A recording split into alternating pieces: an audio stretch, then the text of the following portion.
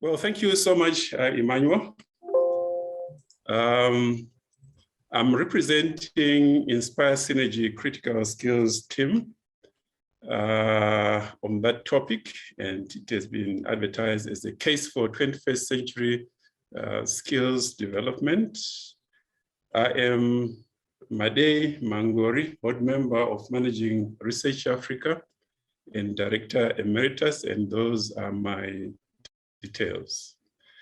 Let me say upfront that this presentation is not my presentation, it belongs to the group. And we've also done a paper around this, and if you don't have that paper, I'm sure it will be made available to you. Well, tonight, my presentation outline is as follows. I'm going to start first of all by what we call our basic premise, what we call fundamental truths to base our case on. These are fundamental truths that you are free to try and refute, and we believe that they are not refutable. And this is where we actually build our case. And then after that, I'll look at the graphic picture that Africa has vis-a-vis education. Where do they see education in the number of years ahead? So I'll look at that. But the important thing to note is that we need to see whether that is consistent with our basic premise. Then after that, I'll look at the international perspective. It's also important to see whether the view of education international is also consistent with our base, as well as our base, as well as the Africa's education transformation vision. I'll briefly touch on education reforms in Africa, precisely for the same reason, to see whether it actually resonates with the basic premise that we're building our case on. And then finally, or not finally, we'll also look at 21st century skills, an organization that is looked at what skills are necessary for the 21st century. And then after that, we'll then build Inspire Synergies case for an education curriculum fit for the 21st century for Africa. We'll focus on the challenges identified by the skills team, focus on two top challenges. We'll look at the target group because the group was saying we can't boil the ocean. It's important that we focus. We also look at stakeholders, and we're also making an appeal in terms of stakeholders that we need to come on board. We'll look at the actions that the team came up with, and we're going to request right at the end support, because what we have is work in progress, and we need all stakeholders to come on board. Let me start, ladies and gentlemen, with the basic premise. And this is very important because it builds our base. And our base is that formal and informal education is the social, cultural, economic, political, and environmental and legal currency of any civilization. And we think that this is irrefutable. This is critical for any civilization.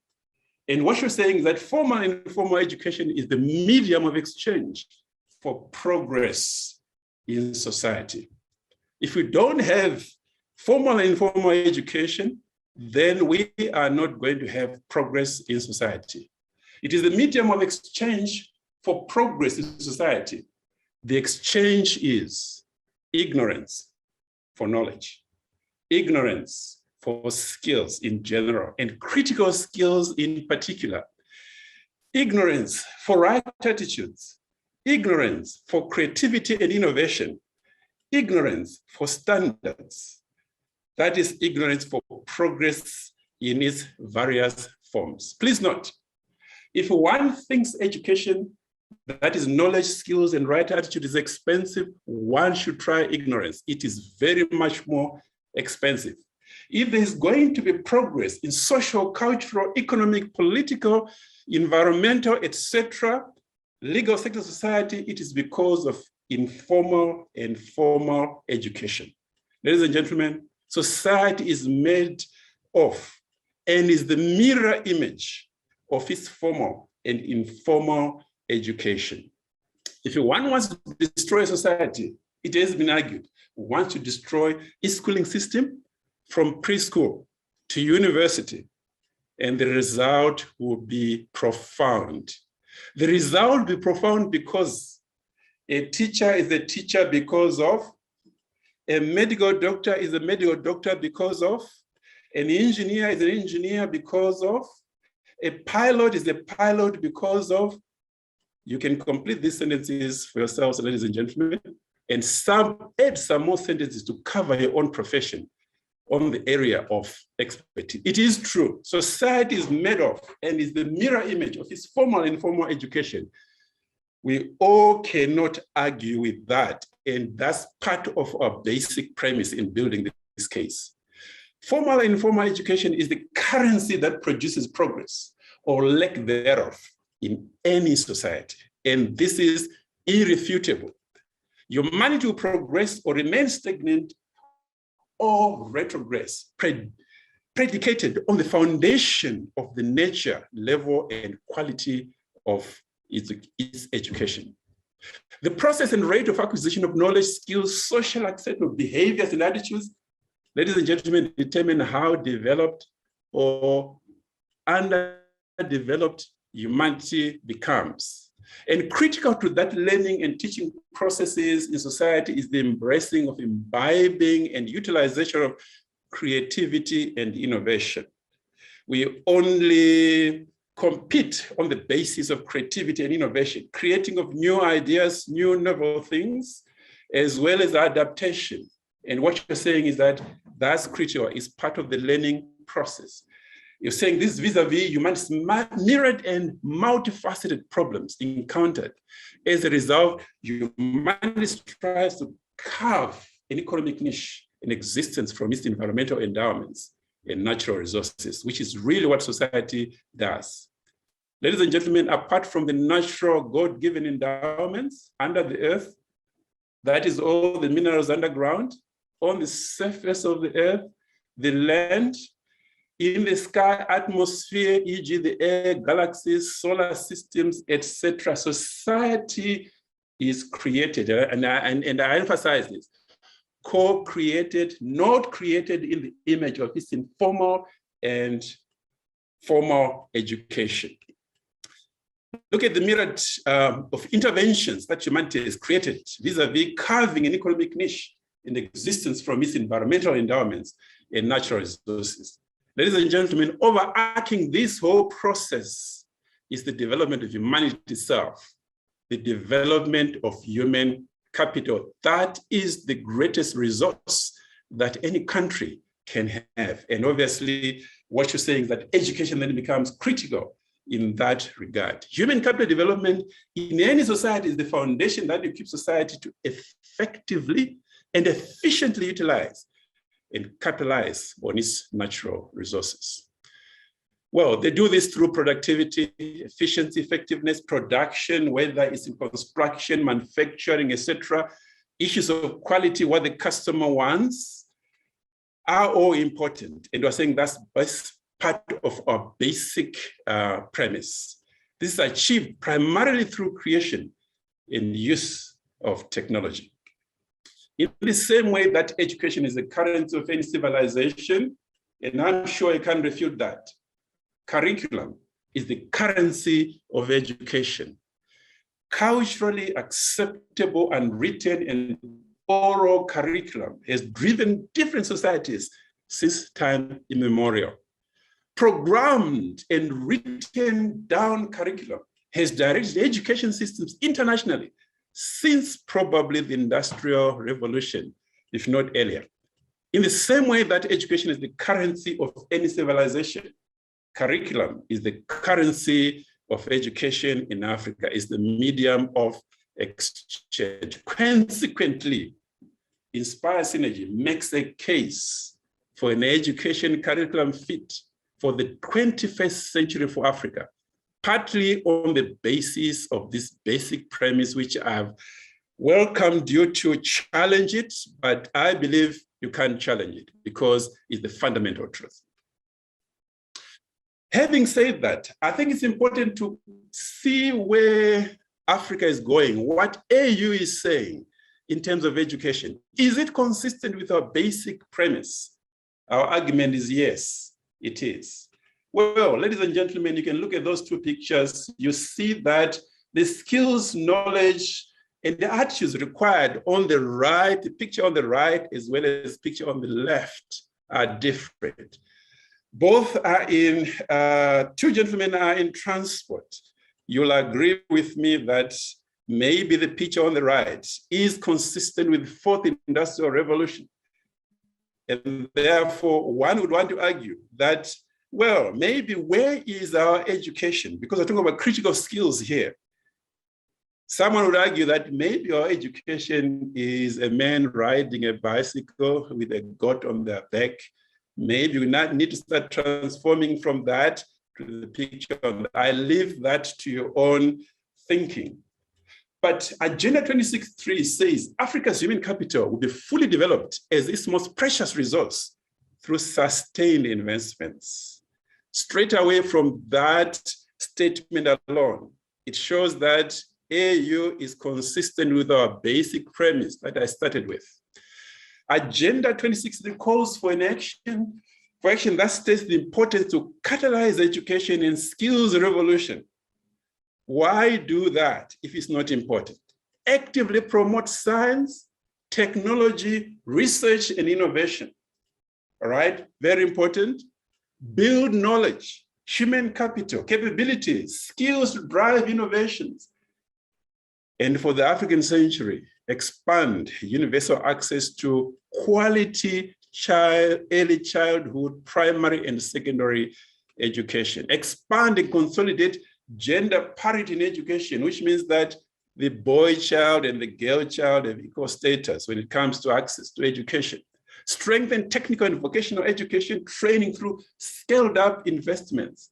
Establish a pool of high quality technical, vocational, and education training centers across Africa.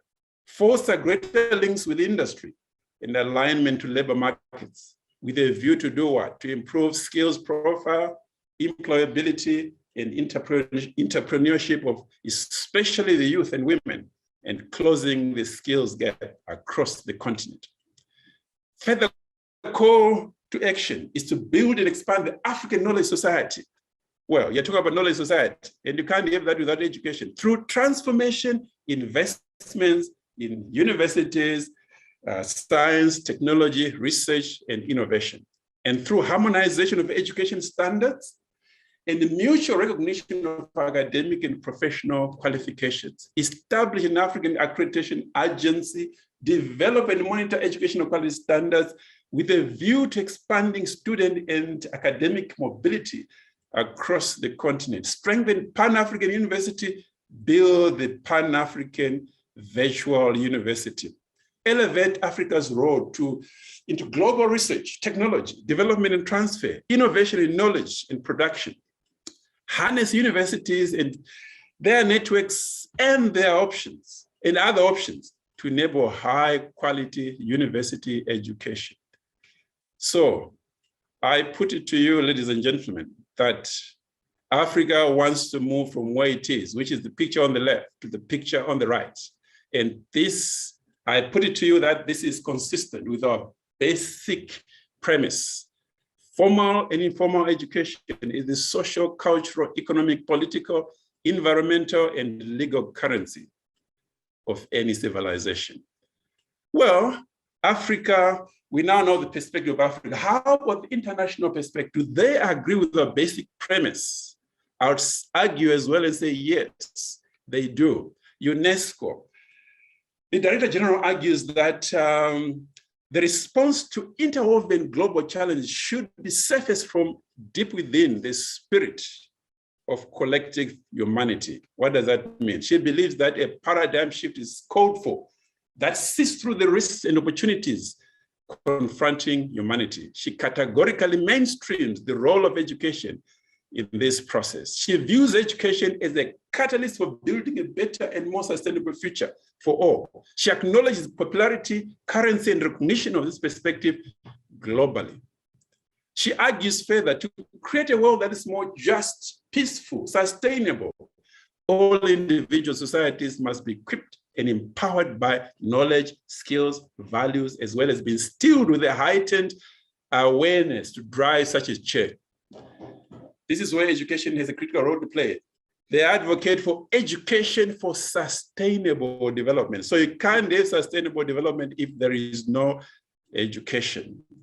Yes, this is about shaping a better tomorrow for all, and it must start today. Ladies and gentlemen, I put it to you that this is consistent with our basic premise. Formal and informal education is the social, cultural, economic, political, environmental, legal currency of any civilization.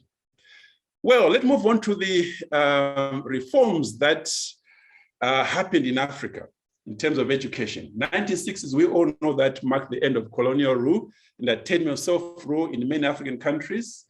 Many African countries became independent. We all know that. Tanzania, 1961, Zambia, 1964, Botswana, 1966, Uganda, 1962, and so on and so forth. But notice one thing, education therefore became a weapon for liberation against colonialism and a vehicle for national building, according to Chidonge. European Commission in 2009 argued that the US, Europe, USSR were under pressure of recession and financial crisis. They were also trying to cope with the demands of these emerging nations.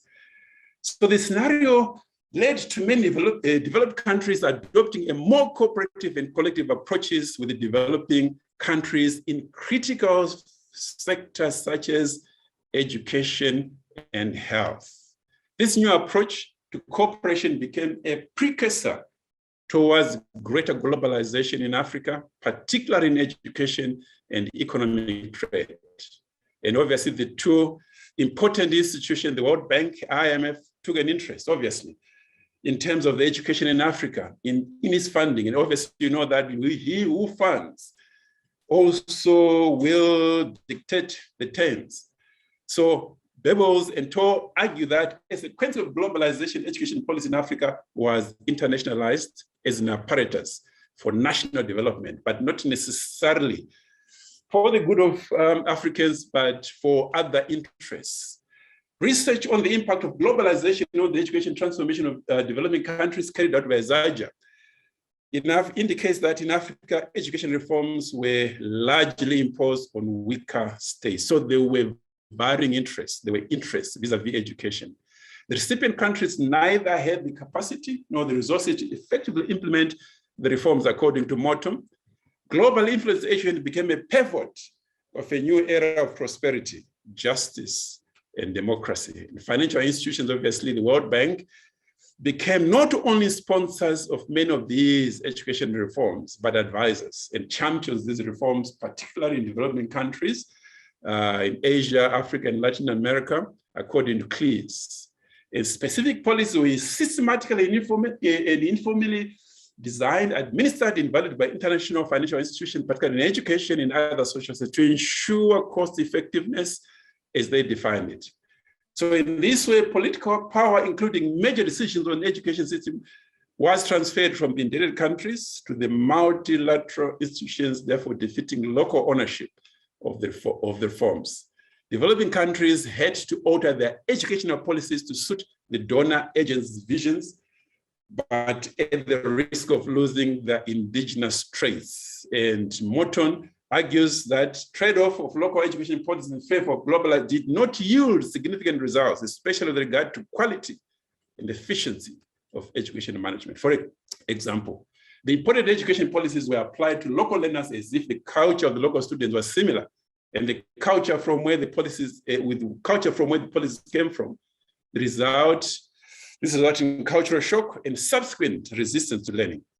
Limited expertise to manage the reforms became another challenge in managing the reforms. I put it to you again, ladies and gentlemen, that this is consistent with our basic premise that formal and informal education is the social, cultural, economic, political, environmental, and legal currents of any civilization. Well, just focus on one organization that is articulating the need for 21st century skills. The Center for Curriculum Redesign argues that most of the education transformation efforts worldwide are focused on the how of education, which is very laudable, but very little is being done about the what.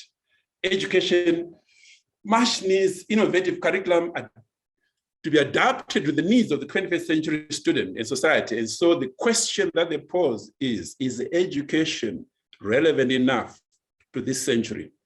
Are we educating our students to be versatile in the world that is increasingly challenged and challenging?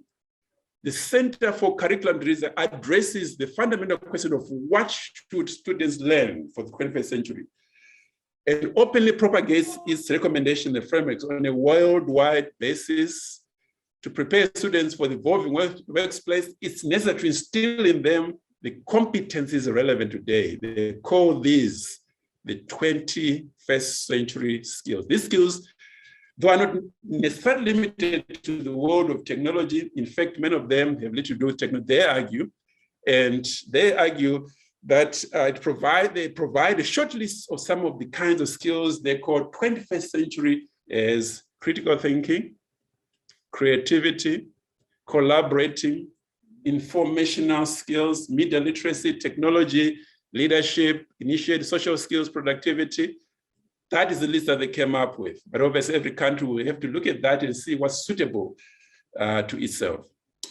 Is this consistent with our basic premise, ladies and gentlemen? I put it to you that this is consistent with our basic premise. Formal and informal education is the social, cultural, economic, political, environmental, and legal currency of any civilization. Let's now focus on Inspire Synergies case. We just hope that what we're trying to do is to fix Africa. And obviously we need your help in terms of the tools to make sure that those tools are appropriate for what we're trying to do. So given the above exposition, Inspire Synergy is definitely on point. There is a need. There is a case, a compelling case to revamp education curriculum and produce one that is fit for the 21st century for Africa. We believe our basic premise stands. As we say that, look, these are fundamental truths to base our case on, that we've articulated, and we've invited you to test that foundation to see whether it stands. We believe it stands. This is in line with the vision continentally of the African Union. This is supported by UNESCO internationally. The Center for Curriculum Design definitely buttresses the view. We are positive most African governments recognize this, e.g. Botswana, hence we're talking about the Botswana case. So what then were the challenges that were identified by my team, this critical skills team? And there are many challenges, obviously, looking at Africa. And some of those challenges that were articulated are poverty, unemployment, entrepreneurship culture, not firmly established, outdated curriculum, low emotional intelligence, the internet issue, accessibility, consumerism, low innovation, poor research startups, poor analytical thinking, poor technology advancement. So the team could not boil the ocean. So they decided to strategize. What out of those skills can we focus on? All right, so that when we hit those one or two issues, we will hit the rest by the impact that we create. So the two that came out were outdated curriculum and unemployment. So that was the focus of the team. And the reason being, if the issue of curriculum is sorted out, unemployment will in the long run be dealt with. Like we said, we can't do everything because of limited resources. So the team decided on a target group. Well, the first target group is those in need of career progression, those in need of career change, children up to 12 years, students 13 to 21 years, the unemployed 21 years plus. Well, the team had to think about stakeholders. Who can help us? And right now we're appealing to you, ladies and gentlemen, to come on board and help us in terms of taking interest in this. Some of the stakeholders articulated with government ministries, education among others, development partners, and we need you to come on board, corporates, institutes of higher learning, universities. What actions were decided on by the critical skills team? Well, Botswana provided a case which was interesting. So the idea is to visit Botswana to see, touch, feel the implementation of education reforms. Validate if the program covers envisaged target groups. Obtain clarity and understanding of what's happening on the ground vis-a-vis the Botswana case. Engage Dr. Shadrack Majwabe for technical and political connections. Botswana is the director in the Ministry of Education in charge of the curriculum reform project. Use the Botswana action plan to derive critical skills team's objectives. Visit Botswana with representatives from countries. Inspire Synergy critical skills team intends to expose the Botswana case to e.g. Uganda. Continue engaging the Minister of Education in Uganda at all stages. Dr. Shadrack Majwabe was asked to walk Uganda through their journey, the Botswana case. Help Botswana accelerate their program. The thinking here was that the team didn't want us to take from Botswana, but also wanted to give back to Botswana. Utilize relationship with Coursera to bridge the technological gaps, as well as and when identified to have a mutual beneficial relationship that probably might also help Botswana in the process. So stakeholder support is, we need your support. We need you to take an interest in the work that Inspire Synergy is working on. And ladies and gentlemen, Botswana has been generous to share its goodies. And what you're saying is that other countries, can you help? Please don't step on our hands and not share the goodies that you might have in your country vis-a-vis education or curriculum reform. We need that so that Inspire Synergy can build a Pan-African case for education curriculum fit for the 21st century by providing more cases for analysis, e.g. the Botswana case. Identification of partners to engage with, we need support there. Help Botswana accelerate their program. Botswana's greatest need now is the development of e-content for the entire revised curriculum, as well as capacity building to develop e-content according to Dr. Shadrack Majwabe. Well, ladies and gentlemen, we believe we've made the case for an education curriculum fit for the 21st century. Here is my parting shot, ladies and gentlemen. A global and African test. About 24 months ago, the world was tested by coronavirus, COVID-19 pandemic, and the world did the solutions in the form of vaccines.